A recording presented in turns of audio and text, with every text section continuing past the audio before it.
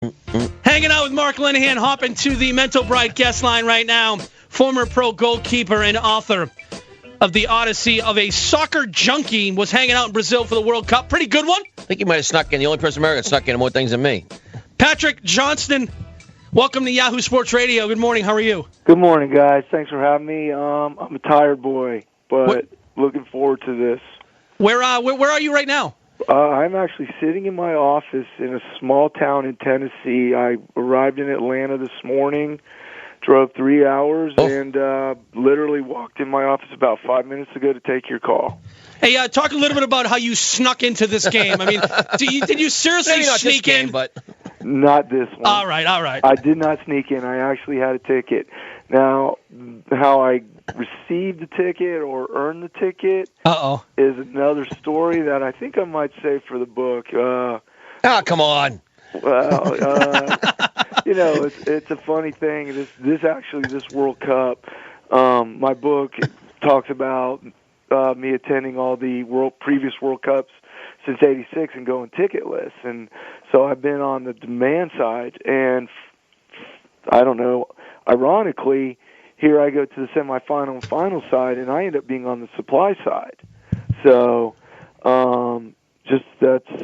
that's just a hint at how I earned it. So hopefully you don't ask me to expand because I don't want to have to deny you so early in our conversation. All right. Well, it usually happens to everybody else. People can get that information in that book on thelanguageofsoccer.com. Hey, Patrick, talk about the atmosphere yesterday in Brazil. Germany wins the World Cup in extra time, 1-0 over Argentina. What was the atmosphere like from the fans? Oh, outstanding.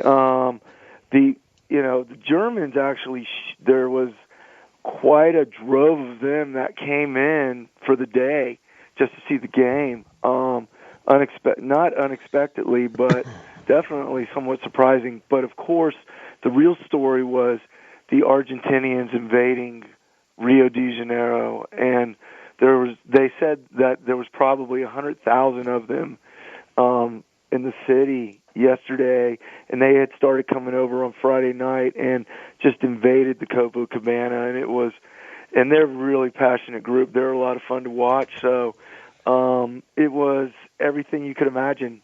It really was. Patrick, we hear about all these crazy stories. We see some of the videos and photos and some of the violence that happens, and it's terrible that it does. You ever fear for your safety? That's funny you should ask that, because for the first time in a long time, I feared for my safety on Tuesday night when the Germans demolished Brazil.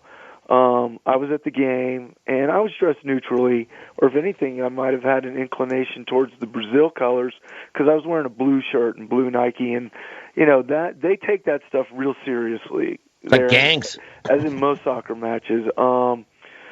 And I was sitting with three fellas who had German shirts on. They were German guys. And one of them had gone to get a beer in the second half, and he came back shirtless.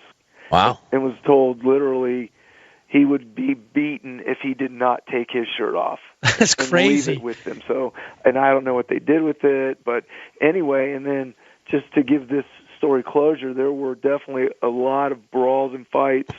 And we're talking about a minority because most of the people were real classy. After the match, walking out, a Brazilian came up to me and wrapped me in a Brazilian flag because they were worried for me because I don't look like the typical Brazilian. And, I favor more the German in appearance. And they just said, let me walk you out with this. And It was pretty eerie. Now, you're obviously a soccer guy, like you said. You snuck in and gone to 1 million matches. You played at Duke. How much does this help American soccer? This tournament in general? Yeah. I think it's going to be a boost. I think there's no panacea. Like, all of a sudden, soccer it has arrived, so to speak. I think soccer actually arrived in this country when we had the World Cup. But to get it to the level of, NFL is still king. We can't argue that. But for soccer, it's an incremental, step-by-step approach. And each year since '94, a lot of credit to the MLS, we're getting there, and But this one here, if we're talking incremental, this is probably as big an increment as we have had since '94. Just the awareness, and I'm sure you guys saw it in the parks all across the country, and the people paying attention to our, the U.S. games in particular. It really was. I've never seen anything like it. You've been doing this for a long time, traveling around, and obviously sneaking in some events. Two questions. One is, how much did that sneaking in change when you got married? And secondly, what's the coolest event you've been to? Sneaking in since I got married never stopped. and in truth, as long as it's in and not around. It was part of the deal, I guess. Yeah, I do these trips alone. There's no way anyone can go with me on these trips because I sleep in cars, I sleep in parks, and then there's other nights where it just turns out fantastic.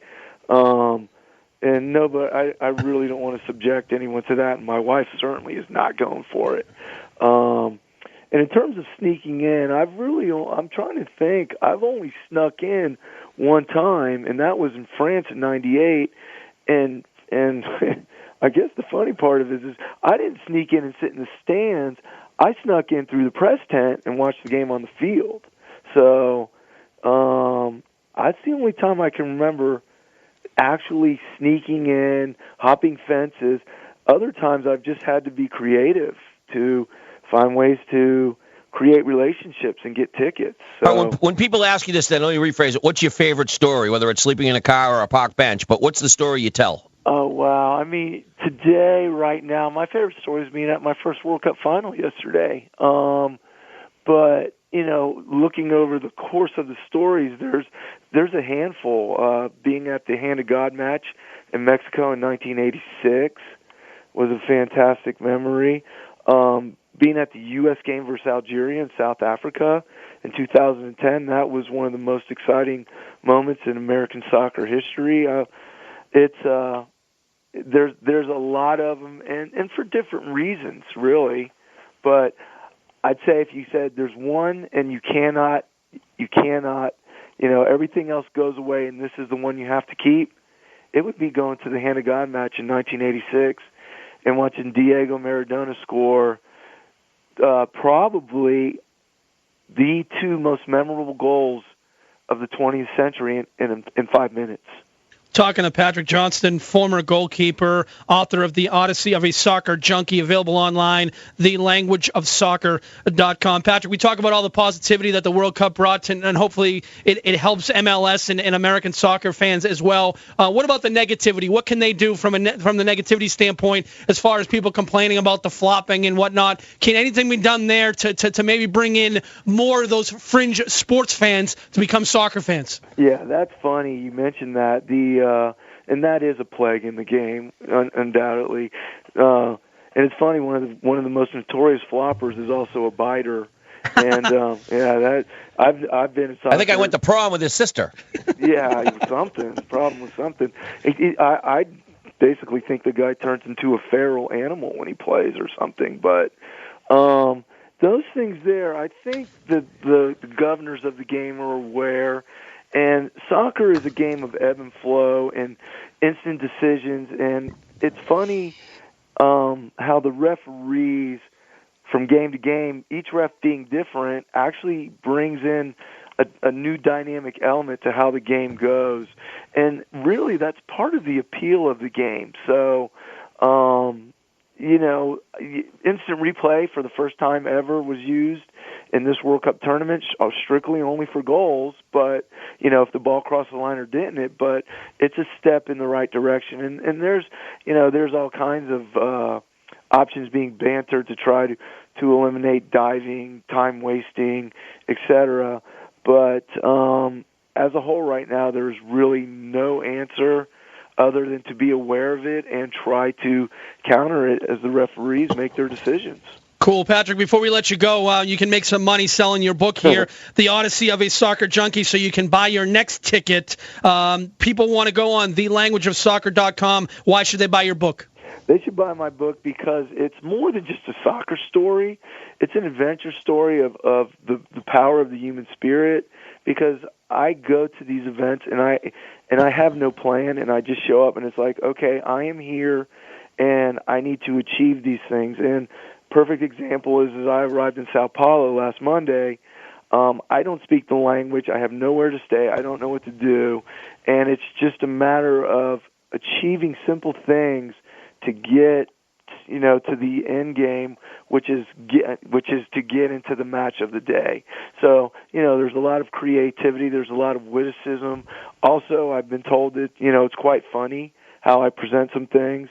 And it's, everybody that's read it, well, not everybody. I get comments from 8 out of 10 people who read it who absolutely love it. So I will say that the 20% is speaking with their silence, but it's a good read, and it's also on Amazon.com, so that's real easy to get as well. There you go. Thank you so much. Appreciate the time. Gentlemen, thanks for having me. Thank you. Patrick Johnston, former pro goalkeeper, the Odyssey of a Soccer Junkie. It's like the Trident Dentist. 4 out of 5 liked it. The language of soccer.com, Amazon.com as well. Final TO. We'll come back, wrap things up. You're listening to the Diehards. He's Linehan. My name is Pepe.